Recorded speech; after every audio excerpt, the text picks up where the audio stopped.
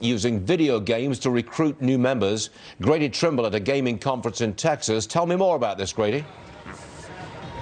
Stuart, it's all about meeting young people where they are. So they have these massive gaming conventions. You expect to see different companies trying to capitalize on the growing industry of esports and video gaming. What you might not expect to see is a booth for the U.S. Army, but they found a lot of success trying to recruit young people at events like this, and they actually have an esports team. This is the guy who came up with the idea to introduce that team and use it as a recruiting tool. I gotta be honest, when I saw this, I said, how does video gaming translate to being in the Army? So what do you say to that?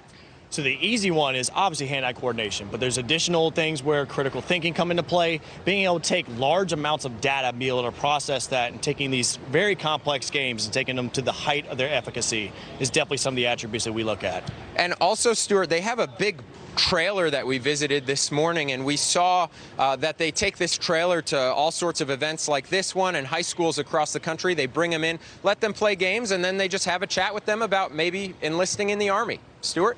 That's fascinating. All right, Grady, I'm going to move on to bring in video gaming expert Captain Rob Steinberg. Rob, the whole point here, or part of it, I think, is these games are extremely realistic. They really take you onto the battlefield. That's a plus, I guess, for recruitment.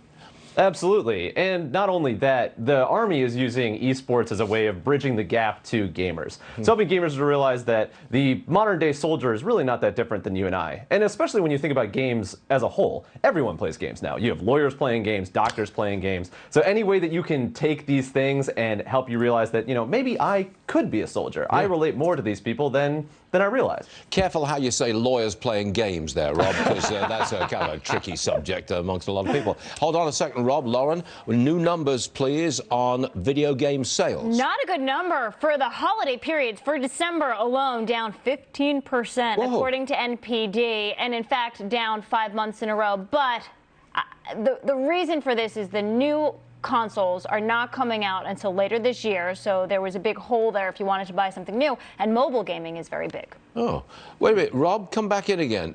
Because sales are down, because these new consoles are not here yet, so what is my... Look, I'm not a gaming kind of guy, so I don't understand. Spell it out for me, so what?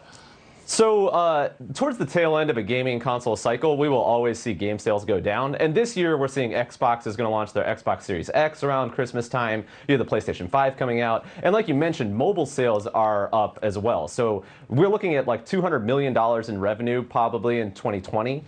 We could anticipate that gaming sales are going to increase. But even then, there are some of the largest hits that we've had in 2019. What did you say? Did you say 200 million or 200 billion? In sales, 2020. I believe it is 200 million, but I'll have to go back and check. You can check my Twitter. I'll tell you right after on the segment. Well, look, if you've got these sales down 15% in the holiday period, is that why GameStop is not looking too good at the moment?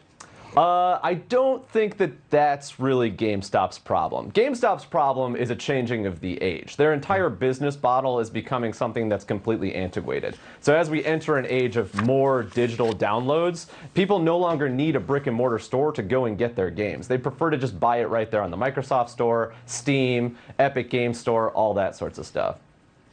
All right, Captain Rob, thanks very much indeed. You are our gaming expert, and we appreciate it. Thanks very much. Thanks for having me.